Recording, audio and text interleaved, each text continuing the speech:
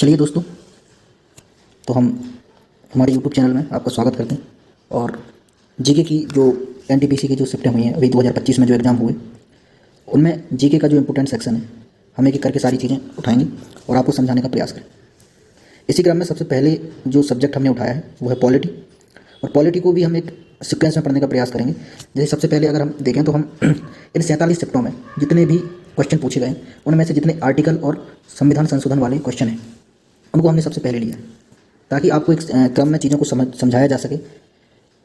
उसके बाद हम भाग और अनुसूचियाँ जो हैं उससे रिलेटेड जो क्वेश्चन पूछे गए हैं उनकी तरफ जाएंगे, और फिर इसी क्रम में हम एक एक टॉपिक को उठाते जाएंगे। उनसे रिलेटेड जितने भी क्वेश्चन इस बार के एनटीपीसी में पूछे गए हैं उन सबको समझाने का प्रयास करें। इससे हो सकता है जो अंडर ग्रेजुएट वाला जो एग्ज़ाम आने वाला है 7 तारीख से, आप सभी लोग जानते होंगे, ठीक है। तो इसमें आपको हो सकता है बहुत मदद होगी। 7 तारीख से 8 सितंबर तक ये पेपर चलेंगे, ठीक है। तो अगर आपने ये वीडियो कंप्लीट की और ये रेगुलर क्लासेस आएंगी, हम आपको वीडियो के माध्यम से पूरे जीएस में जितने भी क्वेश्चन पूछे गए हैं सब्जेक्टिव वाइज उनको ख़त्म कराएंगे। तो बने रहिए हमारे साथ और अपनी तैयारी को और मजबूत करिए। जीके पढ़ना अलग चीज़ है और क्वेश्चन के हिसाब से, पेपर के हिसाब से चीज़ों को समझना बहुत ज़रूरी है। तो इसी क्रम में हम आपके लिए बहुत सारी क्वेश्चंस की श्रृंखला लाएँ। तो आइए इसको हम शुरू करते हैं। चलिए, तो पहले क्वेश्चन के साथ शुरू करते हैं। यहाँ पे आप पहला क्वेश्चन आपकी स्क्रीन पर दिख रहा होगा कि निम्नलिखित में से कौन सा भारत में ग्राम स्तर पर पंचायती राज संस्थाओं का एक घटक नहीं है। यहाँ पे फोकस करिएगा, नहीं।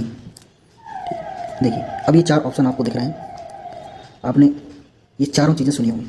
अब यहाँ पे कन्फ्यूज़न ज़्यादा क्रिएट होता है जहाँ पर लोगों को चीज़ें पता रहती हैं। तो देखिए, सबसे पहले हम देखते हैं पहला ऑप्शन क्या है, पंचायत समिति, ग्राम पंचायत, न्याय पंचायत, ग्राम सभा। देखिए, ग्राम पंचायत आप लोगों ने सुना होगा, क्योंकि ग्राम पंचायत हर गांव में एक बनाई जाती है। जितने भी पंचायत के काम होते हैं ग्राम पंचायत से जुड़े हुए होते हैं। न्याय पंचायत, पंचायत में जो न्याय प्रदान करने का कार्य करती है वो कौन सी संस्था है, न्याय पंचायत। ग्राम सभा, ये भी पंचायत का एक हिस्सा है। लेकिन पंचायत समिति जो है, ये वर्ड आपने नहीं सुना। पंचायत सुन के ऐसा लग रहा है कि पंचायत से जुड़ी हुई संस्था कोई होगी, लेकिन पंचायत समिति जो है इस नाम की कोई संस्था ग्राम पंचायतों में नहीं होती। तो यहाँ पर अगर देखें ग्राम स्तर पर इसकी कोई ज़रूरत नहीं है। तो आपका सही आंसर यहाँ पे अगर हम देखें तो क्या हो जाएगा, यहाँ पे देखिए,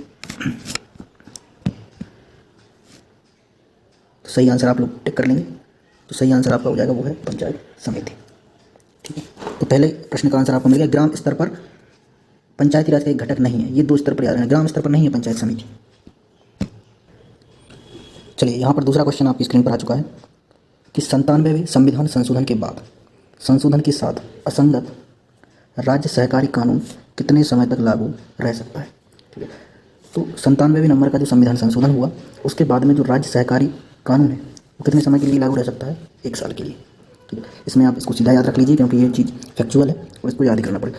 आपको अगर डिटेल वीडियो चाहिए तो आप कमेंट कर सकते हैं। अगर आपका रिस्पॉन्स अच्छा रहेगा तो मैं आपके लिए डिटेल वीडियो भी इसकी लेके आ जाऊँगा, ठीक है। चलिए अगले क्वेश्चन पे जाते हैं।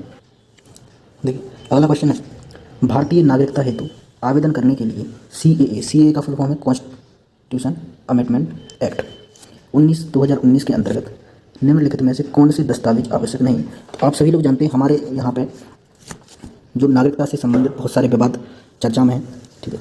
और जो कुछ लोग गलत तरीके से भारत में प्रवेश कर गए हैं उन्हें बाहर निकालने का प्रयास किया जा रहा है, और ये पहचान की जा रही है कि कौन भारतीय है कौन नहीं है। तो इसके क्षेत्र में अगर हम देखें तो यहाँ पे 2019 में एक अमेंडमेंट किया गया और उसमें ये बोला गया कि अगर किसी व्यक्ति के पास जो डॉक्यूमेंट्स उसमें बताए गए हैं वो होंगे तो उन्हें भारतीय की नागरिकता दे दी जाएगी, उन्हें भारतीय मान लिया जाएगा। उसके अलावा अगर हम देखें कि अगर उनके पास कोई डॉक्यूमेंट्स नहीं होता है तब वह भारतीय नहीं कहलाएगा। तो यहाँ पर लिखा है निम्नलिखित में से कौन से दस्तावेज आवश्यक नहीं है। देखिए, इस नहीं शब्द पे याद रखिएगा, पेपर में सबसे ज़्यादा गलतियाँ यहीं से होती हैं, लोग जल्दबाजी में नहीं पढ़ना भूल जाते। तो यहाँ पे देखिए आवश्यक नहीं है, तो जन्म प्रमाण पत्र का होना आवश्यक नहीं है। आपके पास आधार कार्ड है, आप वो दिखा सकते हैं, वोटर ID, पासपोर्ट और वीज़ा, ये जो कागज़ हैं ये होना आवश्यक है। जन्म प्रमाण पत्र का होना आवश्यक नहीं है। अगर ये नहीं भी है तब भी आप इसकी जगह पर और कोई से भी डॉक्यूमेंट्स दिखा सकते हैं जिससे ये पता चल जाए कि आप भारत के हैं और भारतीय हैं। तो इसका सही आंसर क्या हो जाएगा, जन्म प्रमाण पत्र। अगर किसी व्यक्ति के पास भारत में जन्म प्रमाण पत्र नहीं है तो इस आधार पर उसे यह कहकर वंचित नहीं किया जा सकता कि आप भारतीय नहीं हैं। चलिए चौथे क्वेश्चन की ओर आगे बढ़ते हैं, और चौथा क्वेश्चन भी नागरिकता से संबंधित है कि 2003 में जो संशोधन हुआ उसके बाद भारत में नागरिकता के किस सिद्धांत का अधिक सख्ती से पालन होने लगा है। तो हम जानते हैं कि सबसे पहले नागरिकता से संबंधित कानून बनाने का अधिकार किसको है, संसद को, ठीक है। और संसद ने अपनी इसी शक्ति का प्रयोग करते हुए एक नागरिकता संबंधी एक्ट बनाया था, और उसमें बहुत सारे विवाद होते होते बहुत सारे संशोधन हुए हैं। कभी आप कमेंट करिए कमेंट बॉक्स में, तो मैं आपके लिए नागरिकता से संबंधित पूरे अनुच्छेद और पूरे डिटेल से आपको वीडियो बना दूँ। लेकिन यहाँ पे ये समझने का प्रयास कीजिए कि शॉर्ट में मैं आपको बताता हूँ कि भारत में 5 तरीके से नागरिकता ग्रहण करने का प्रावधान है। ठीक है, जन्म से, वंश से, पंजीकरण, देशीकरण और भू अर्जन के द्वारा। तो 2003 में जब संशोधन हुआ तो उसके बाद से हमने जो रक्त संबंधी नियम है इस पर ज़्यादा ध्यान देना शुरू किया, क्योंकि रक्त संबंधी नियम जैसे ऐसा है कि आप यहाँ भारत में पैदा नहीं हुए हैं लेकिन आपका संबंध भारत से है, आपके दादा दादी, नाना नानी, माता पिता का संबंध भारत से है, तो इस रिलेशन के आधार पर भी बहुत सारे लोग नागरिकता ले लेते हैं। ठीक है, तो गलत तरीके से नागरिकता बहुत लोगों ने ली है, जिस कारण हम संविधान में संशोधन करना पड़ा। तो याद रखना, जब 2003 में जब संशोधन हुआ उसकी वजह से हमने इस पर ज़्यादा ध्यान दिया, रक्त संबंधी नियम पर। ठीक है, जन्म पर भी चीज़ें बहुत कंट्रोवर्सी रही है। ठीक है, हम आपको बता देंगे, आप अगर इसके बारे में पूरी वीडियो चाहते हैं। अभी हमारा मेन फोकस है कि जल्दी से जल्दी जितने क्वेश्चन आपको करा सकते हैं वो हम कराने का प्रयास कर रहे हैं। चलिए, 5वां क्वेश्चन आपकी स्क्रीन पर आ चुका है। भारतीय संविधान का निम्नलिखित में से कौन सा अनुच्छेद ऐसा है जो राजभाषा आयोग के बारे में वर्णन करता है? ठीक है, तो ये आपको पता होना चाहिए, ये तो बिल्कुल फैक्चुअल चीज़ है, बहुत सारे आर्टिकल आपको याद करने पड़ेंगे। ठीक है, तो इसका जो सही आंसर हो जाएगा वो है 344। तो आर्टिकल 344 में किसका वर्णन है? राजभाषा आयोग का। तो आप जो भी क्वेश्चन आए हो, अगर आप नोट कर रहे हो तो आर्टिकल जितने भी आए वो आप एक साथ नोट कर लीजिए ताकि आपको रिवीजन में आसानी हो जाए। तो राजभाषा आयोग का वर्णन जो अनुच्छेद है उसका है 344। 6वें क्वेश्चन पे आते हैं। तो 6वां जो क्वेश्चन है वो है 73वां संविधान संशोधन अधिनियम कब हुआ था? 1992 में। एक तो यही चीज़ बहुत ज़्यादा इंपॉर्टेंट है, पूछ लिया जाता है 73वां संविधान संशोधन कब हुआ था? 1992 में। इसके अनुसार निकाय व्यापक सामुदायिक भागीदारी सुनिश्चित करते हुए पंचायती राज व्यवस्था की नींव के रूप में, यहाँ पे वो उसकी नींव की बात कर रहे हैं, नींव के रूप में कार्य करने वाली संस्था कौन सी है? तो देखिए, कोई कभी भी जब बिल्कुल अगर हम देखें कोई मकान तैयार होता है तो सबसे पहले उसकी क्या रखी जाती है? नींव रखी जाती है। तो इसी तरह ये पूछ रहे हैं कि जब पंचायती राज सिस्टम लागू हुआ तो सबसे नीचे लेवल पर कौन सी संस्था है? तो देखो, गाँव में क्या है? ग्राम पंचायत, उसी में न्याय पंचायत, जिला परिषद कहाँ होती है? जिला में। और गाँव की सबसे छोटी संस्था होती है ग्राम सभा।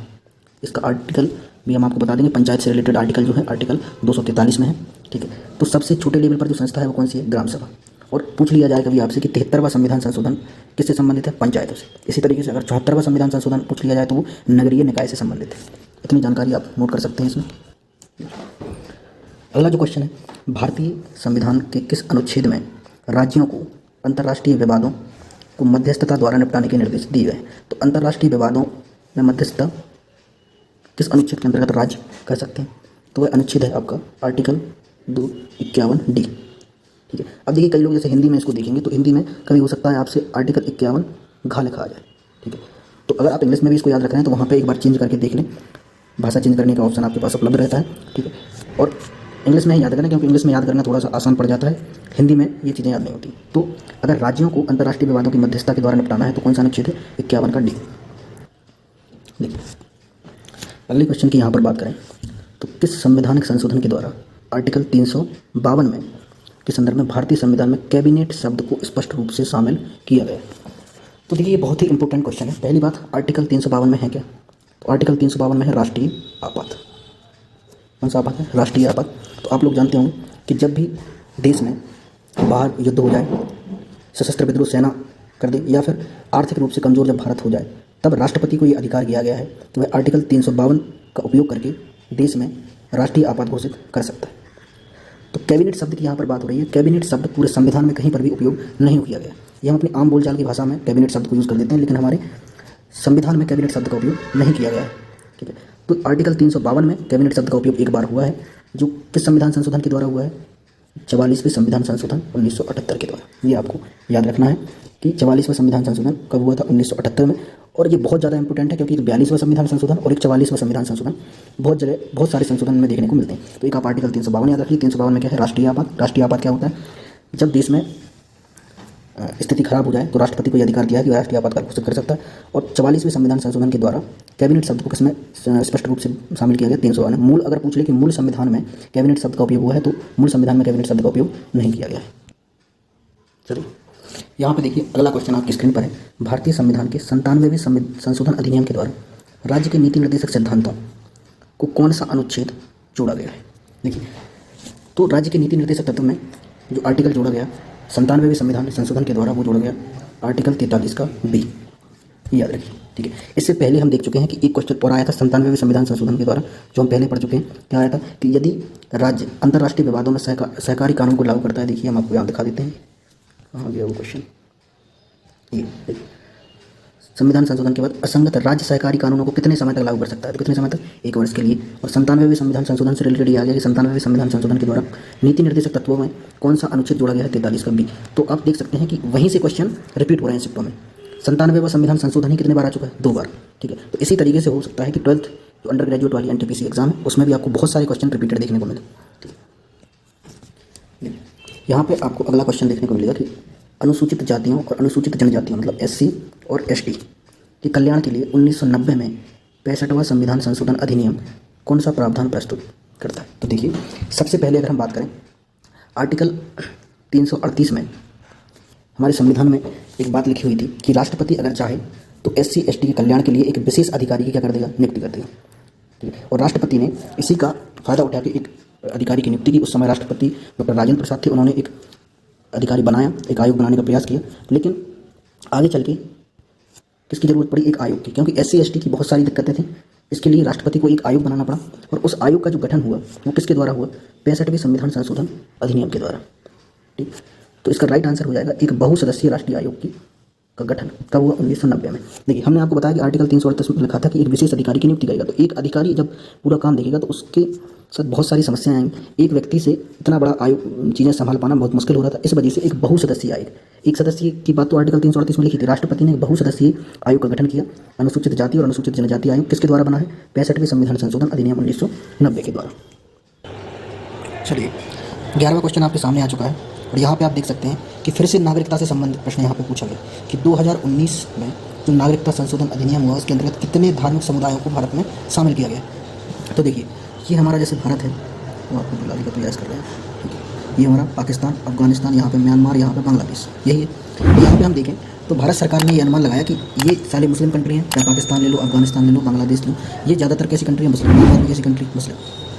तो यहाँ पर जितने भी लोग भारत में अवैध तरीके से आए हैं, जितने भी लोग भारत में क्या है अवैध तरीके से एंटर हुए, उनको बाहर निकालने का प्रयास किया जा रहा है। और इसी क्रम में अगर हम देखें सबसे पहले तो 2019 में जब सरकार ने संशोधन किया तो इसमें बोला गया कि हिंदू, बौद्ध, सिख, जैन और पारसी, ईसाई, इतने धर्म के लोगों को यहाँ पे अगर आए हैं तो इनको अपने डॉक्यूमेंट्स दिखाने पड़ेंगे और इनको क्या मिल जाएगी? परमिशन। ठीक है, तो आपसे ये प्रश्न पूछा गया कि 2019 के संशोधन अधिनियम के अंदर कितने समुदाय शामिल हैं? तो कितने समुदाय शामिल हैं? 6। ठीक है, 6 समुदायों को शामिल किया गया है। इनके नाम याद रख लेना। सिंपल सी चीज़ अगर आप समझें तो मुस्लिमों को छोड़ दिया जाए तो बाकी सारे समुदायों को यहाँ पे शामिल किया गया। देखिए, हिंदू, जैन और बौद्ध, सिख, ईसाई, पारसी, इन 6 समुदायों को भारत सरकार ने 2019 के जो एक्ट में संशोधन किया उसमें शामिल किया है कि अगर ये लोग भारत में आए हैं तो इनको क्या मतलब इनके डॉक्यूमेंट्स चेक किए जाएंगे और अगर ये भारत के हैं तब इन्हें नागरिकता प्रदान की जाएगी। बाकी मुस्लिमों को यहाँ पर नहीं शामिल किया गया है। चलिए, अब हम आगे क्वेश्चन पर चलते हैं। देखिए, अगला क्वेश्चन है, भारतीय संविधान के किस अनुच्छेद में देश की रक्षा करने आह्वान किए जाने पर राष्ट्रीय सेवा करने के मौलिक कर्तव्य का उल्लेख किया गया है? देखिए, ये कंपलसरी नहीं है कि जब भी देश आह्वान करे तो हर व्यक्ति जाए, लेकिन ये मौलिक कर्तव्य माना गया है कि जब भी देश की रक्षा के लिए देश की जनता से आह्वान किया जाएगा तो प्रत्येक व्यक्ति का ये कर्तव्य होगा कि वो राष्ट्रीय सेवा के लिए अपना योगदान दे। और इसके लिए जो अनुच्छेद है वो आपको याद रखना है कि अनुच्छेद है इसके लिए 51A D, ये पहला ही ऑप्शन आपको इसमें याद रखना है। ठीक है, तो आप देख रहे हैं कि ज़्यादातर जो आर्टिकल्स पूछे गए हैं वो कहाँ से कहाँ तक हैं? आपके शुरू से लेकर 51, 50, 52 तक है या कुछ आयोगों के पूछे गए हैं। ठीक है, तो आपको भाग 4, ये भाग 4 बहुत से लोग इग्नोर कर देते हैं, लेकिन इसी से सबसे ज़्यादा क्या पूछे गए हैं? प्रश्न पूछे गए हैं अनुच्छेदों की। ठीक है, तो आप लोग कमेंट कीजिए, आगे भाग 4 की मैं अलग से वीडियो बना दूँगा। जितने इंपॉर्टेंट आर्टिकल हैं वो आपको एक साथ करवा दूँगा। अभी के लिए आप ये याद रखिए कि जब भी मौलिक कर्तव्य की हम बात करें तो देश की रक्षा के लिए आह्वान किया जाए तो 51A के D के अंतर्गत प्रत्येक नागरिक का ये कर्तव्य होगा कि वो देश सेवा के लिए तत्पर रहे। चलिए, यहाँ पे अगला प्रश्न आपके सामने है, दिए गए विधेयकों में से किन विधेयकों के लिए भारत के राष्ट्रपति संसद के दोनों सदनों की संयुक्त बैठक बुला सकते हैं? आप जानते हैं कि राष्ट्रपति के पास आर्टिकल 108 में ये शक्ति दी गई है कि जब भी किसी विधेयक को लेकर लोकसभा और राज्यसभा में विवाद की स्थिति बनती है तब राष्ट्रपति एक संयुक्त अधिवेशन आयोजित करता है और उस संयुक्त अधिवेशन में ये डिसाइड होता है कि विधेयक क्या करना है, जिसमें लोकसभा के भी लोग शामिल होते हैं और राज्यसभा के भी लोग शामिल। तो यहाँ पे ये पूछा गया कि कौन सा विधेयक ऐसा है जिसके लिए राष्ट्रपति संयुक्त बैठक बुला सकता है। देखिए, विधेयक भी 3 प्रकार के होते हैं, जैसे इसमें दिया है साधारण विधेयक, धन विधेयक, संविधान संशोधन विधेयक। ठीक है, तो संयुक्त बैठक केवल और केवल किस पर आयोजित होती है? साधारण विधेयक पर। धन विधेयक पर कभी भी संयुक्त बैठक आयोजित नहीं हो सकती है, क्योंकि धन विधेयक पर राज्यसभा के पास कोई शक्ति नहीं दी गई। इसी प्रकार संविधान संशोधन विधेयक जो है, इसमें राज्यसभा और लोकसभा को बराबर शक्तियाँ प्रदान की गई हैं, इस वजह से यह भी यहाँ पर शामिल नहीं हुआ। तो इसका जो आंसर है केवल क्या है, ए, और ये किस ऑप्शन में देखने को मिला है, ऑप्शन नंबर बी। तो ये बहुत ही इंपॉर्टेंट क्वेश्चन है, आप याद रखना, ठीक है। तो यही मैं आपको एक चीज़ और बता देता हूँ, कई बार पूछा जाता है कि जब भी संयुक्त बैठक का आयोजन होगा तो इसकी अध्यक्षता कौन करेगा। तो याद रखना, इसकी अध्यक्षता करता है लोकसभा का सभापति। फिर यहाँ से एक और प्रश्न बनता है कि यदि लोकसभा का सभापति नहीं है तब इसकी अध्यक्षता कौन करेगा, तब इसकी अध्यक्षता करेगा लोकसभा का उपाध्यक्ष, ठीक है। अब यहाँ पे यहीं पर सबसे इंपॉर्टेंट चीज़ है कि यदि लोकसभा का अध्यक्ष और उपाध्यक्ष दोनों अनुपस्थित हैं तब संयुक्त अधिवेशन की अध्यक्षता कौन करेगा, ठीक है। तो अधिकतम लोग इसका आंसर दे देते हैं राज्यसभा का सभापति, लेकिन इसका सही आंसर है राज्यसभा का उपसभापति, क्योंकि राज्यसभा का जो सभापति होता है वह उपराष्ट्रपति होता है और वह सदन का सदस्य नहीं होता है, इस वजह से वह अध्यक्षता नहीं कर सकता। तो आप ये मेरी चीज़ याद रखिएगा, इसका सही आंसर क्या हो जाएगा, साधारण विधेयक पर ही राष्ट्रपति संयुक्त अधिवेशन आयोजित कर सकता है। और संयुक्त अधिवेशन का आर्टिकल कितना है, 108। चलिए देखिए अगला क्वेश्चन आपको स्क्रीन पर है, भारतीय संविधान के किस अनुच्छेद में राज्यों को बेरोजगारी के मामलों में सार्वजनिक सहायता का प्रावधान करने का निर्देश दिया गया है। तो इसके लिए जो अनुच्छेद है उस अनुच्छेद को याद रखिएगा, इसका अनुच्छेद है 41, कि जब भी भारतीय संविधान में राज्य में बेरोजगारी के मामले होंगे तो इसकी सार्वजनिक सहायता के लिए कौन सा अनुच्छेद का प्रावधान है, अनुच्छेद 41 का। लेकिन ये जो है वो राज्य के नीति निर्देशक तत्वों में शामिल है, इस वजह से बाध्यकारी नहीं है, ये याद रखिएगा। तो आपको ये मैं बता रहा था कि भाग 4 से बहुत सारे प्रश्न आए हैं, तो ज़्यादातर जो अनुच्छेद देखने को मिले हैं आपके वो सारे कहाँ से आए हैं, भाग 4 से मैक्सिमम। तो भाग 4 को बहुत अच्छे से पढ़ना है और बहुत सारे जितने इंपॉर्टेंट अनुच्छेद हैं जो बाद में जोड़े गए या अमेंडमेंट कर जोड़े गए उन सबको कंटेस्ट करके आपको जाना है पेपर में। यहाँ से क्वेश्चन 100% रिपीट होगा और इसका आंसर आपको याद रखना है क्या है, अनुच्छेद 41। देखिए अगला क्वेश्चन है, भारतीय संविधान के किस अनुच्छेद में सार्वजनिक संपत्ति की सुरक्षा और हिंसा से दूर रहने के मौलिक कर्तव्य का उल्लेख है, ठीक है। तो सार्वजनिक जो भी संपत्ति है उसकी सुरक्षा करना और हिंसा से दूर रहने का जो अनुच्छेद है वो है आर्टिकल 51A का आई। यहाँ पे ये ऑप्शन सी आपका करेक्ट आंसर है, ठीक है। यहाँ से देखिए फिर अगेन आपको कहाँ से 51 में यानी DPSP से क्वेश्चन देखने को मिल रहा है, ठीक है। इसका याद रखना कि जब भी सार्वजनिक संपत्ति की सुरक्षा की बात आए, हिंसा से दूर रहने की बात आए, तो किसको याद रखेंगे, 51A का आई। देखिए यहाँ पर अगला प्रश्न है, भारतीय संविधान के किस अनुच्छेद में राज्य को लोगों के कल्याण को बढ़ावा देने के लिए एक सामाजिक व्यवस्था सुनिश्चित करने के लिए निर्देश दिए गए हैं। तो राज्य में जितने भी लोग हैं उनके कल्याण करने के लिए एक सामाजिक व्यवस्था सुनिश्चित करने का जो प्रावधान है वो किस अनुच्छेद में है, तो वो है अनुच्छेद 38 में। तो अनुच्छेद 38 में है कल्याणकारी राज्य की स्थापना। ये बहुत अच्छे से याद रखिए और ये प्रश्न कई बार आ भी चुका है तो इंपॉर्टेंट है, ठीक है, कि राज्य में लोगों के कल्याण के लिए कौन सा अनुच्छेद है, अनुच्छेद 38। देखिए यहाँ पर अगर हम देखें भारतीय संविधान का कौन सा आर्टिकल भाषा के आधार पर अल्पसंख्यकों की शैक्षणिक संस्थान स्थापित करने की अनुमति देता है, ठीक है। तो जितने भी अल्पसंख्यक हैं उनके लिए खुद के शैक्षणिक संस्थान स्थापित करने की अनुमति कौन सा अनुच्छेद देता है, तो यहाँ पर है अनुच्छेद 30। तो आर्टिकल 29 और आर्टिकल 30 जो है वो किससे संबंधित है, अल्पसंख्यकों के हितों का संरक्षण करने के लिए यहाँ पर संविधान में से डाला गया है, ठीक है। तो अगर अल्पसंख्यक खुद का शैक्षणिक संस्थान बनाना चाहते हैं तो उनके लिए कौन सा है, अनुच्छेद 30। अब लोगों को अल्पसंख्यक क्या होते हैं, अगर किसी को समझ में ना आया हो तो याद रखो कि भारत में सबसे ज़्यादा अगर देखें तो क्या है, हिंदू, ठीक है। तो जो लोग संख्या में बहुत कम है उन्हें ही बोलते हैं अल्पसंख्यक, जैसे जैन, ठीक है। तो जैन समाज है हमारी किस में आएगी, अल्पसंख्यक में, ठीक है। बौद्ध किस में है, अल्पसंख्यक में, ठीक है। तो ऐसे संप्रदाय जो अल्पसंख्यक की श्रेणी में है, यदि वो अपनी संस्कृति को बचाने के लिए अपने खुद के शैक्षणिक संस्थान खोलना चाहते हैं तो उनके लिए स्वतंत्रता दी गई है। ये किस में है, अनुच्छेद 30 में, ये आपको याद रखना है। किस संवैधानिक संशोधन ने सहकारी समितियों के गठन के अधिकार को मौलिक अधिकार के एक भाग के रूप में मान्यता दी है, ठीक है। देखिए सिंपल सी चीज़ ये है कि सहकारी समितियां किस संविधान संशोधन के द्वारा हमारे संविधान में जोड़ी गई, तो उसके लिए जो संविधान संशोधन है वो है 97वां संविधान संशोधन। तो ये देखिए 97 जो कॉन्स्टिट्यूशन अमेंडमेंट एक्ट है, इससे रिलेटेड 3 प्रश्न हमने अभी तक कर चुके हैं इसे मिलाकर। तो बार बार वही चीज़ें रिपीट हो रही हैं, तो आप बहुत अच्छे से इनको नोट किए, बार बार रिवीजन किए, हो सके तो वीडियो को भी 3-4 बार देखिए ताकि आपको ये चीज़ें क्लियर हो जाए। तो 97वां संविधान संशोधन अगर हम देखें, सहकारी समितियाँ इसके द्वारा जोड़ी गई। हमने यहाँ पे देखिए पहले नंबर पे देखा था कि जो तुम्हारा हो गया वो प्रश्न, ये देखिए कि 97वां संशोधन के बाद सहकारी कानून कितने समय में लागू हुआ, 1 साल में। एक प्रश्न यहाँ पे ये देखने को मिला था। एक और प्रश्न हमें देखने को मिला था 97वें संविधान संशोधन से, अगर हम आपको बता दें, ये देखिए कि 97वें संविधान संशोधन अधिनियम के नीति निर्देशक तत्वों में कौन सा आर्टिकल जोड़ा गया है, तो इसी के द्वारा कौन सा जोड़ा गया, आर्टिकल 43 का बी। तो यहाँ पे 3 प्रश्न अभी तक हमने किससे कर लिए हैं, 97 संतोष। आप एक कॉपी में इसको अलग से नोट करते जाइए एक जगह, ताकि आप बार बार इसको रिवीजन कर सकें।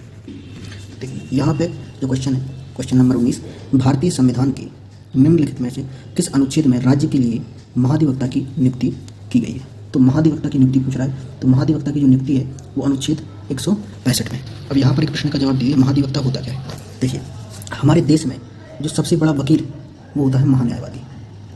महान्यायवादी, और महान्यायवादी जो है उसका ये कर्तव्य होता है कि भारत सरकार के विरुद्ध अगर कोई भी केस दर्ज होता है सुप्रीम कोर्ट में, तब भारत सरकार की तरफ से जो वकील होगा वो कौन होगा, महान्यायवादी। तो हम कह सकते हैं कि भारत का सबसे बड़ा वकील महान्यायवादी। इसी तरीके से राज्य सरकार के पास भी एक सबसे बड़ा वकील होता है, तो राज्य का वकील कौन कहलाता है, महाधिवक्ता। ठीक है, तो राज्य सरकार के खिलाफ जब भी कोई केस होगा तो उस केस को सुनवाई करने के लिए कौन जाएगा, महाधिवक्ता। ये राज्य सरकार की तरफ से केस को लड़ेगा। ठीक है, इसका जो वर्णन है वो किसमें है, अनुच्छेद 165 में इसकी नियुक्ति का वर्णन किया गया है। ठीक है, और महान्यायवादी का जो अनुच्छेद है वो है आर्टिकल 76। तो अनुच्छेद 76 में महान्यायवादी है,